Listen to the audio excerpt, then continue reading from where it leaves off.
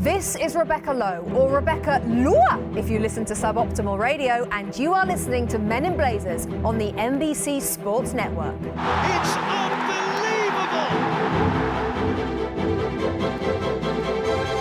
The man joining us today is an American soccer institution. If footballers were presidents, he'd be FDR, leading the USA to uncertain times domestically and internationally, on towards inevitable domination on the world stage. He earned 96 caps for the USA. Several of those came as part of the 1994 denim-clad team that caused so many people, including young Rog, to fall in love with American soccer. He played his club football for Padova in Italy's Serie A before returning to the US to star for the New England Revolution, the Metro Stars, the Kansas City Wiz, and the LA Galaxy. Currently, he serves as a football analyst for Fox, where he will be bringing us coverage of MLS's 20th season. ... We hope, fingers crossed, please God. We welcome to this special 2015 Major League Soccer MLS. Please let there be a season pod extra, Mr. Paniotis, Alexi Lalas. Wow, that was pretty impressive.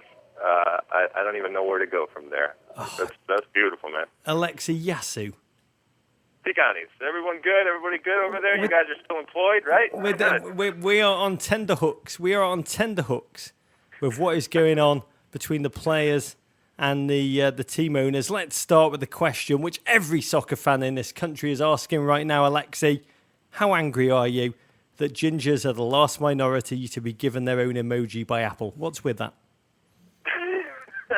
Well, look, I am a proud member of the Ginger Nation. I proudly admit my mutant gene. Me and my wife have done our part to continue it because, as you know, we're a dying breed, and so my kids possess the mutant gene, and it doesn't come without responsibility, and at times it's not the easiest of existence. But some things that are good take a little more work. It does seem to be the last minority that's socially acceptable to persecute, Alexi. It is. It's amazing. I mean, if you wanted to get into a whole social discussion about how people feel it is appropriate and how easy it is to make fun, and maybe those of us with the mutant gene make it easier because of our reaction. But if you substituted other words in for redhead or ginger. Like bald. It wouldn't look so good. So, like but you know bald. what? It's okay. We're ready to fight for ginger rights, and we'll talk about it on our other podcast, which is called Tonsorial Issues Today. But let's talk about the strike. It feels like it's the best of times and the worst of times for MLS right now. The great Bob Lee said today on SportsCenter, and that's why we give out these golden blazers. If there is a strike, he said, this would break the stupid meter. What have you heard from both sides, the players and the owners, and how would you handicap the odds this league's going to kick off in time? Well, for your listeners out there, MLS is in the midst of this collective bargaining agreement that all leagues go through, and it's interesting in this sense because MLS continues to grow and to evolve. And when that happens, there's more money, the players see it, and the owners cry poor, and this is how it goes in most of these situations. It also goes down to the 11th hour in almost all of these situations, as it is right now. As we speak to you right now, MLS is kicking off the 2015 season, the 20th season in MLS history this weekend, and as it stands right now, they are still locked in negotiations. The biggest sticking point is free agency. As everyone knows, free agency is an incredible asset and advantage when you're a player to be able to maximize your value, but it also, from an ownership standpoint, they believe that it leads to increased costs, and you certainly make an argument for that. So that's where the big sticking point is. I am a eternal optimist. I believe that these things come down to the 11th hour, and I think in this situation we will have a 2015 MLS season starting this weekend because it will be done at the 11th hour. Yeah, part of me thinks this is just a brilliant strategy by MLS to get nationwide attention. I've not seen an MLS season get this much buzz before a ball's kicked. I mean, the strike, it's like guerrilla advertising to get on the front page of every sports newspaper. Bravo. Well, yeah, because the quote that you had from our beloved Bob Lee and he has so many of them, actually appeared on SportsCenter, and they were talking about MLS in the context of the CBA problems that they're having right now. And I dare say that they probably wouldn't be talking about it in that way. And Taylor Twellman, a friend and colleague, Taylor Twellman, has been on SportsCenter throughout. It is a story. It's a big story, and to a certain extent, it gets people interested. And these are big boy problems. Look, if there's a strike, it's not the worst thing in the world to happen. I disagree a little bit with Bob Lee. These are big boy problems. If MLS is going to be Major League, they got to go through these things. It will survive. It will take a hit, absolutely, publicly, and there will be people, as you know, that will go off and find other soccer, if it's a week, a month, or whatever it ends up being. But these are the types of things that Major League sports go through, and this too shall pass. Yeah, I mean, the owners claim they're losing $100 million a year. You got to help me understand this. The salary cap is $3 million per team plus DPs.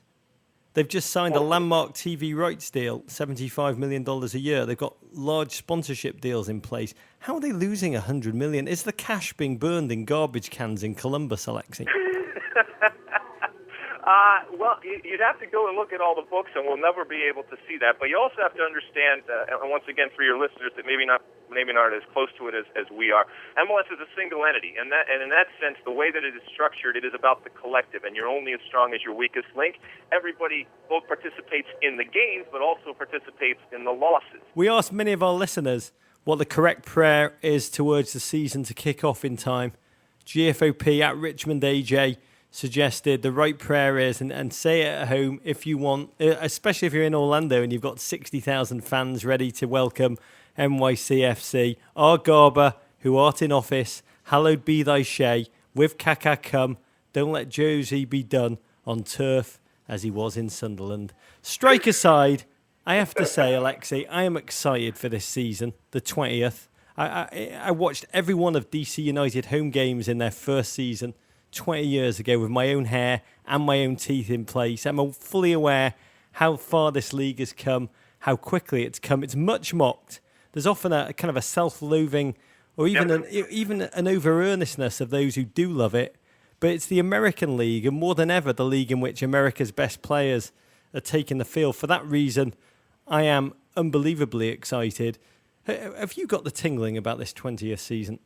Oh, yeah. I mean, look, I am unabashedly biased when it comes to MLS. It is my league. I take it personally. It is La Cosa Nostra. And I know we've talked in the past about this inferiority complex that exists, and it's starting to dissipate. And no longer should you, nor do you need to apologize for what MLS is or what it has been, or even what it isn't. If you like it, watch it. But I do think that if you become invested, if you take some time, it is unique. It is different. I am excited. I'm excited about 2015. As I said, it's the 20th season in existence.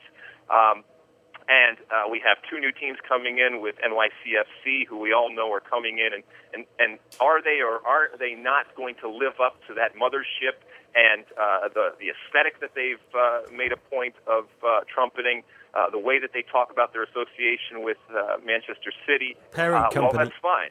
But yeah, but they have to figure it out. They also have to figure out how, when that inevitable compare and contrast happens, that they live up to it. And by the way, if you're a Liverpool or Manchester United or Chelsea fan living in the New York metropolitan area, do you go and watch that team, or do you say, no, I'm going to go watch the Red Bulls because of their association with Manchester City? And is any self-respecting Liverpool fan would be caught dead wearing a NYCFC jersey? I don't know. That's for you guys to decide. I couldn't agree more. Michael Davis's embrace of this team as a Chelsea fan is puzzling many of our listeners. A lot of confused Burnley fans in the New York metro area, not quite clear whether they... That's redundant.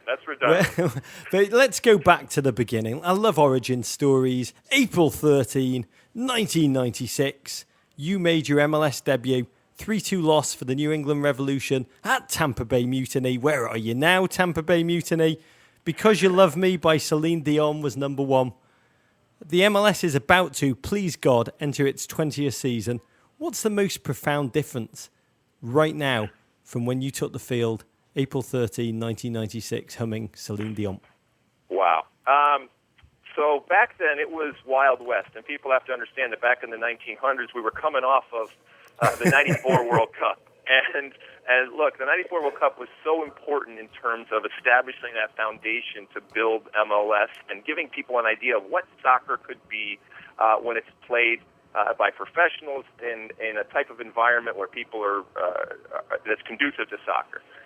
But we still didn't know if it was going to last. One of the proudest moments of my life was coming back from Italy, where I was playing at the time, getting on the plane and flying back to be part of Major League Soccer in 1996. But I'll be honest with you, I didn't know how long it was going to last, or if it was going to last. Having said that, what has happened in terms of the infrastructure when it comes to coaching and stadiums, the recognition that it's all fine and well to have a good product, but you have to put it in a pretty box.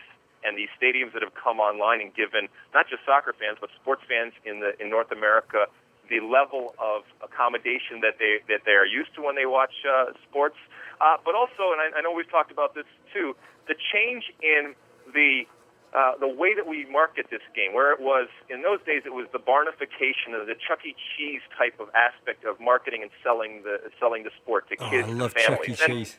Yeah, but that was what was done at the time, and it was the right thing to do. But that has changed, and the way that the American and North American soccer fan now wants an authentic experience, an organic experience, and the recognition from the people selling the game that that's what they need to give people. The American soccer culture, I told you this before, is no longer underground. It's no longer knit. It's above ground. It is strong. It is vibrant. It talks about itself in the context of not just MLS, but the American game and the world game. It thinks about things in terms of the international aspect of the sport, the way they talk, the way they dress, all of those different things. That's what's changed since 1996 for the better. And there's a whole generation, by the way, Raj, that has no idea what it was like back in the 1900s when it comes to soccer, and that's okay. I love it. I love the fact I that love they it have when no you say perspective. back in the 1900s. It makes my mind wander to Peaky Blinders and Downton Abbey.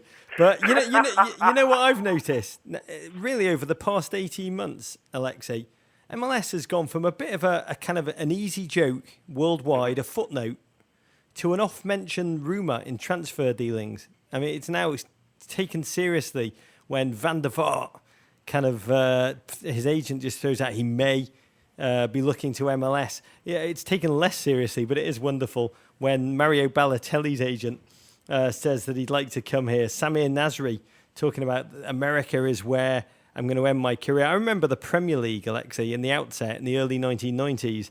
It was the elephant's graveyard where great Serie A players like yourself would come and end their careers one last payday. Serie A was a giant back then.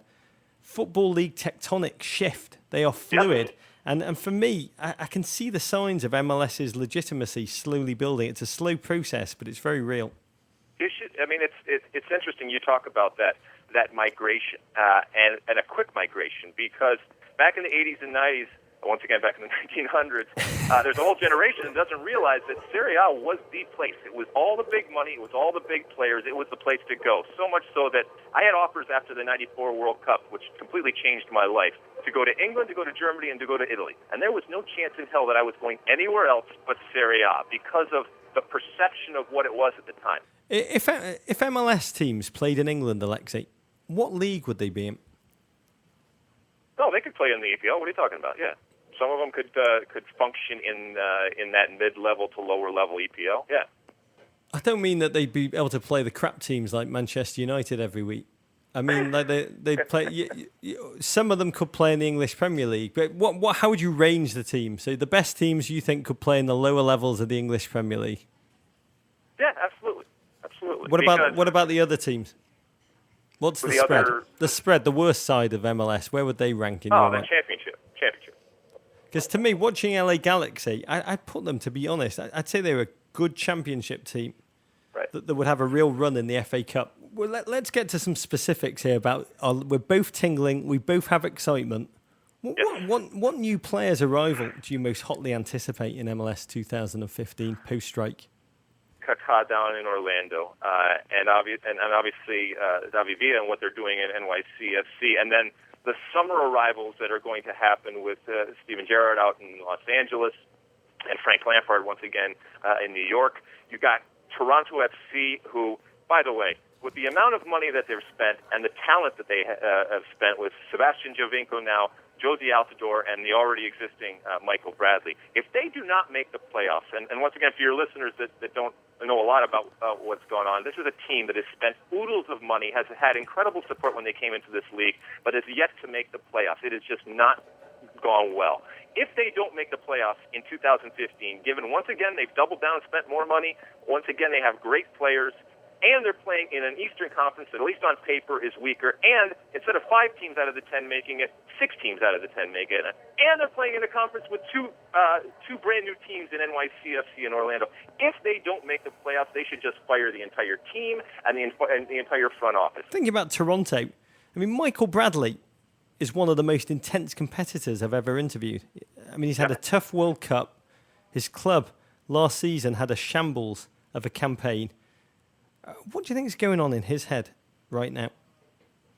I think that Michael Bradley, he didn't underestimate, but I think because he started his career in MLS, so he understood what MLS was about. But I think he looked at it as, first off, an opportunity to make a boatload of money that's going to help both him and future generations when it's all said and done in terms of the amount of money. And more money than he ever would have been offered from anyone else in the world. So it's also about timing. And he's a very smart guy. He recognized that this was an opportunity that he couldn't afford to pass up in many ways. The other part was the challenge. And I've told people, look, for all the futility that goes up in Toronto, you want to be there when it hits, because when it does, you will be looked at as a god.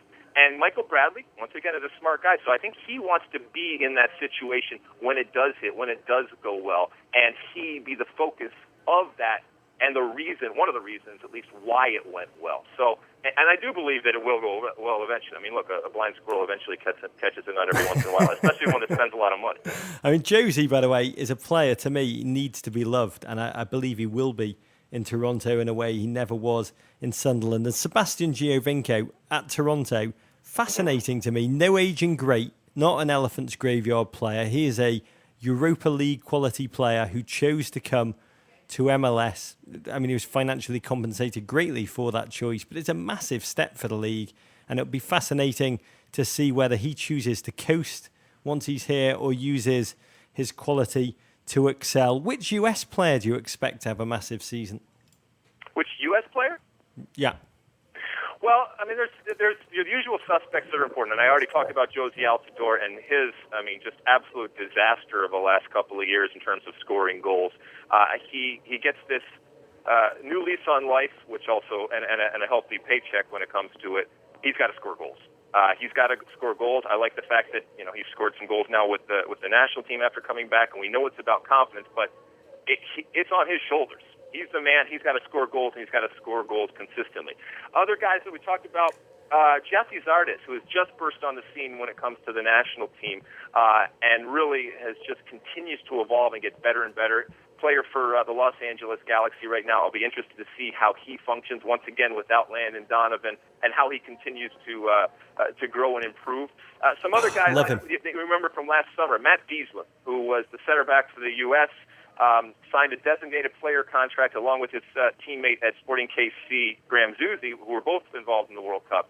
And they had an incredible summer, and then it just completely fell apart. And it was a big year for guys like that. So both for going forward for a guy like Matt Diesler on the national team, it's important, but also getting back to the heights that he has had when it comes to MLS. Those are some guys. I have to say, when you talk about people who had amazing summers and then completely fell apart, Davo and I can completely relate to that. But Zardes, 16 goals, 2 assists, 6 game winners in 2014. He is the gentleman that I am going to be watching this season. We should touch upon the 2 great new shining teams, fascinating experiments both.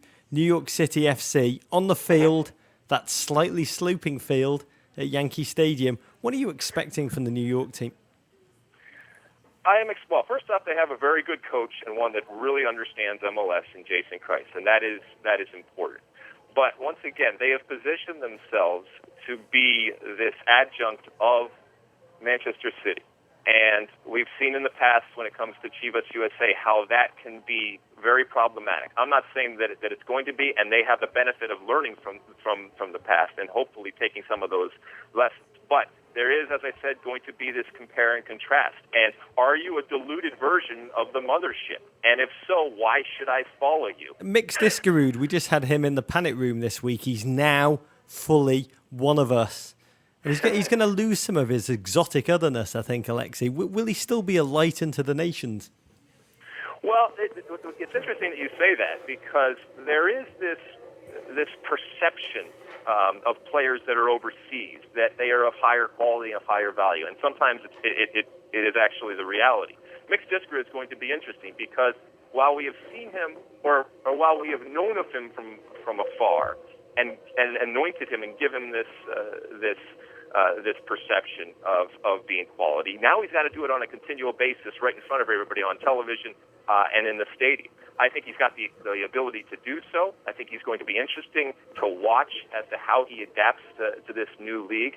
But there's going to be pressure on him. And it'll be interesting after this year what the perception is of Mixed Discarud now that he is week in and week out playing in MLS, as opposed to what it was when he was off and playing over in Europe. I hope he'll be on NBC within 12 months playing for Manchester City alongside Kun Aguero. That's the future that I predict for him. Lampard versus Gerrard, Galaxy versus NYCFC, August the 23rd. We should have some thoughts of yours on Orlando. Fascinating fan culture brewing down there in Florida. Yes, Florida, you could say a graveyard for MLS in the past, but there's something remarkable going on there. Well, look, we mentioned the 60,000 people that are scheduled to show up this weekend for their home opener, and they're a little bit different. While NYCFC is a brand new team and a brand new expansion team, Orlando City FC has actually been in existence down there, and I think that gives them an advantage. They understand who they are, what their identity is, what their market is, and how they want to proceed forward, as opposed to in New York where they're making it up from scratch. Now that can be beneficial at times, but I think when you look at this Orlando team, they've kept the coach Adrian Heath that they've had in last year when they weren't in MLS. Former Everton legend. Yep, and so that's important in terms of the consistency. We'll see how he transitions to a very different type of league, and that'll be fun to watch. And ultimately, it's also about winning. And in this league, it can be forgiving when you're a new team. You can come in and make a splash. And this is Orlando's and NYCFC's opportunity to give their first impression. And you only get one chance, as we all know. And they're going to want to do it on and off the field, make sure that they blow it out. But the support that they have had and the culture that they have fostered down has been wonderful. Unbelievable. Interesting experiment there. Kaká, yes, is going to be wonderful to watch. But Breck Shea, down there, moving to left back, a defender who can score goals. What are you thinking? Well, I think he sees that as his position going forward and his possible position if he gets back into the national team. And look, this is a guy who likes to gallop. This is a guy that you need to give space and say, this channel is yours. And he's a painter, he's an artist, so look, paint a beautiful picture. I'm not going to tell you how to do it, but I want you to paint something that is going to attract attention and at least be perceived as quality. And he's got that left foot. He's got that wanderlust, which he's going to need to try to at least contain a little bit. But from what I've seen so far, I think that is his position, and I think that he has embraced it. We'll see how it goes because he's going to be asked to defend a lot. We saw him recently in playing in a formation that was a back three with the national team, but we've also seen him pull back into that back four, even in the same game with the national team. So there's a lot of things that are going to be interesting. I mean, the guy is fascinating. He's an interesting player on the field. He's an interesting person off it, and he's a guy that I want to watch. When I'm watching Orlando, I want to see what Breck Shea is doing. Yeah, when I think about Breck Shea right now, I think about big guns and bad art, and hopefully we will reconnect him to goals and quality football in the season ahead. All right, who's going to win it all? MLS Cup, strike permitting. Which two teams will we be watching striding onto that field? So people ask me this all the time, and what I do is basically blanket the entire league so that at some point I can point to some show and say, yeah, I had it absolutely right. So here's what I'm saying. Chivas. So Look, your safe bets are Los Angeles and Seattle. As we know, last year, Los Angeles, while they lost out on the Supporters' Shield, then went on to win MLS Cup. And Seattle, while they won the Supporters' Shield and trumpeted it, are still missing that key to the puzzle. So I would say that Seattle this year doesn't win Supporters' Shield, and in doing so, puts themselves to the promised land of winning MLS Cup. The other people to keep a lookout for, we mentioned Sporting Kansas City with Peter Vermes and what they are doing there. They're an interesting team from an East perspective. I am fascinated to see how like I said, Toronto ends up when it goes there. But I think when it comes down to winning it all, I'm still going with a Seattle type of thing to finally figure it out. They brought Garth Lagerwey up there with the job of getting that final piece of the puzzle, because they can scream and yell all they want about Supporters' Shield, but it doesn't mean anything. Nobody remembers the Supporters' Shield. What they remember is that money shot at the end with the confetti coming down, holding up MLS Cup, and that's what they want. And to be quite honest, that's what they need in terms of this drive to become, and I'm going to say it, this super club where everybody domestically looks at them, but more importantly, everybody around the world thinks of them. Kansas City, I'm looking forward to watching Christian Nemeth, the Hungarian who came through at Liverpool. And you're the one. Okay. It is interesting to think about LA Galaxy this season, life after land and DVG, the chance to finally win a league title. He probably too late in his career. All that he realizes all it took was for him to move and start playing under a real manager, Bruce Arena. Well, Bruce is good. I mean, he understands this league. He understands players, and he knows what he knows, and maybe more importantly, he knows what he doesn't know, and doesn't try to get out of his lane too many times. But he has, I think, evolved in the same way that Sir Alex, we talk about how old school he was, and he had a way of doing things. But that's not really true. He was able to adapt to the new game. He was able to change while still maintaining who he was. And I think Bruce Arena mirrors that. Yeah, for the first time, we should say, with you at Fox and also over at ESPN, the league are going to have regular broadcast windows. Yep. Massive step. Double headers Sunday afternoons on ESPN2 and Fox Sports. I believe 5 p.m., 7 p.m. Eastern Time, respectively. You're going to have consistency for the first time with MLS broadcasts, which have literally been all over the map previously. Is this going to be the year that we see the ratings challenge overcome for the league? I hope so. I mean, look, I moved over to Fox, and if I have had any value, it's because of the time and the support that I got over at ESPN. I had a wonderful time. But I am now with a company, as you said, that is, in a certain sense, partnering with ESPN in terms of these soccer Sundays and this destination type of viewing, because we all know that ratings are key, and MLS ratings have not been good, and we have to find a way to give people the opportunity on a consistent basis to watch the game. And one way to do that is to say, hey, it's going to be here consistently every week at a certain time. So that's why this 5 and 7 Soccer Sunday, first ESPN game right into the Fox game, and both sides will be promoting both of the games, and that's where the relationship and the partnership happens. I think it's going to be fun because people are going to know exactly where to find their MLS on Sunday. I'm looking forward to it. We'll be doing, obviously, the later game, and so it will be the last thing that people see and hear when they are at the end of their weekend. And so it's up to us to make sure we put it in the context of what has already happened in the week, so that Monday morning when they come in, they know exactly what's been going on with MLS, and hopefully they're excited from what they've seen. Sporting Kansas City against New York Red Bulls and New England at Seattle amongst the fair, which will grace our screens this Sunday. Last question from a GFOP at Dave Varana. Alexi Lalas, I've got the CD, but will Ginger ever be released on vinyl? Hashtag Kickstarter. So for those of you, and pretty much every one of you that don't know what he's talking about, I have done music for many, many years in my life. I've recorded and performed and written, and I still do. He's talking about a work of music that I put out back in the 1900s again. 1998, I think. 1998. It was entitled Ginger, and it came out at that point on CD. There is no chance in hell that it will ever be coming out on vinyl. But if you do happen to have a copy of it, you are a select and small few. I have people several. in I have history. several, many of which are signed, but they're all in different handwriting. 4.8 stars on Amazon, I should add. To hear that, I've got to say, to hear that version of Goodbye Moon on vinyl, Alexi, if you offer that to the players, I think we may have just solved the strike.